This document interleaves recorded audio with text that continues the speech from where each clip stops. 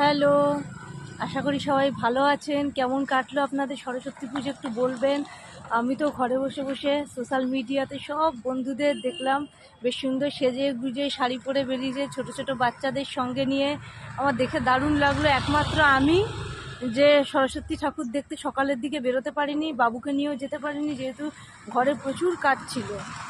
তারপর আমার বাবুর একটু ঠান্ডা লেগে গেছে, শরীর খারাপ, দ্যাটস ওয়াই ও স্কুলেও যেতে পারেনি। ওদের স্কুল থেকেও নোটিশ দেওয়া ছিল সরস্বতী পুজোয় সকাল 8:30টার সময় যেতে। তো বাবুকে বললাম যাবি, তো বাবু দেখলাম যাবার ঠিক কন্ডিশনে নেই। তো ওই জন্য ওকে ছেড়ে দিলাম, দেখলাম ঘরেই পুজো হচ্ছে, ঘরের পুজোতেই থাক। আর আমি আজকে সকাল সকাল বেরিয়ে পড়েছি একটু বাজার করতে। দেখে বুঝতেই পারছেন বাইরের ব্যাকগ্রাউন্ডটা, যে রাস্তায় আছি, বিজি রোড।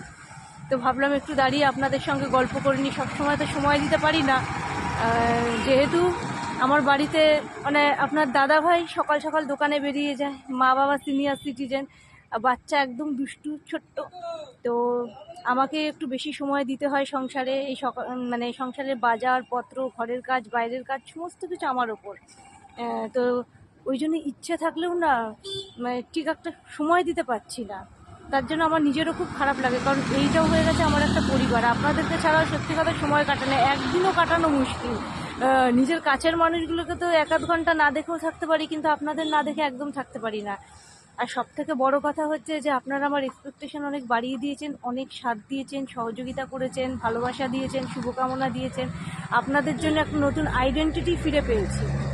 তো সত্যি কথা, সময় দিতে না পারলেও আপনাদের সময়গুলো দেখি। হয়তো আমি নিজে কিছু করতে পারছি না, ভালো ভিডিও দিতে পারছি না, কিন্তু বসে বসে আপনাদেরগুলো আমি দেখি। গতকাল সরস্বতী পুজোয় খুব ভালো লাগলো, সবাই সেজে গুজে সুন্দর সুন্দর শাড়ি পরে বেরিয়েছে, বাচ্চাদেরকে নিয়ে বেরিয়েছে, বাচ্চারাও বেশ সুন্দর সুন্দর সেজেছে, ছোট্ট ছোট্ট মা সরস্বতী দেখে আমার দারুণ লাগলো।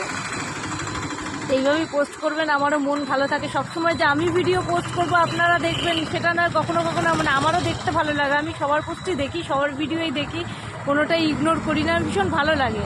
তো আপনাদের কাছ থেকে সাথ সহযোগিতা ভালোবাসা পেয়ে সত্যি কথা মানে বলতে পারবো না, বলতে পারেন একটা নতুন সুন্দর লাইফ পেয়েছি আমি, আর একটা পরিবার পেয়েছি অনেক কারণে। জানেন তো, এই সোশ্যাল মিডিয়াটাকে আমি নিজের ফ্যামিলি বলি।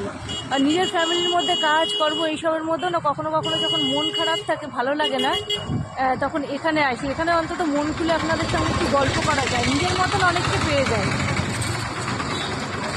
আস্তে আস্তে রোডটা না বিজি হচ্ছে।